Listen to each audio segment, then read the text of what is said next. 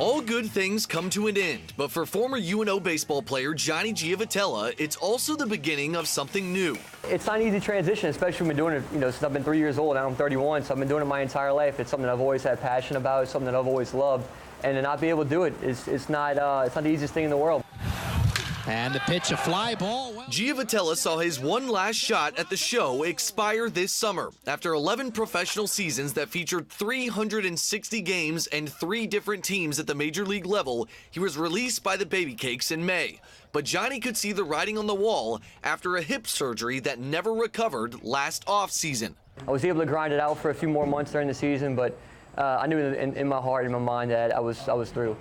Now the latest privateer to reach the majors will be back in his alma mater's dugout this season as a student assistant working infield.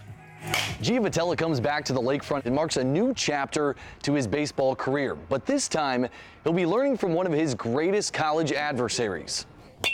One that happens to be his new head coach. We always played against LSU, and Blake was one of their best players, so I hated Blake. We were big rivals. LSU was a game on the schedule that we always circled, that we wanted to beat him, and had a lot of respect for Blake. He was an unbelievable player in his own right, but because he was so good, we didn't like one another. People think that I just kind of started talking to him, but we obviously played against each other. We didn't have a real relationship then outside of on the field. But then for the past probably 4 to 5 years, when he gets ready to go to spring training, he'd come out here and prepare himself and work out with the team. So knowing him for a long time, and once he was done, I think it was quite an easy transition just to come back and help out.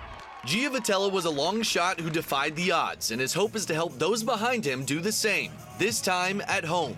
Being someone who failed as many times as I did, I was able to play the game for so long. I probably failed more than anybody else. So understanding how failure works, understanding how to get back up on your feet whenever those lulls, those slumps, those tough times do happen, I think is a really good, important aspect of coaching.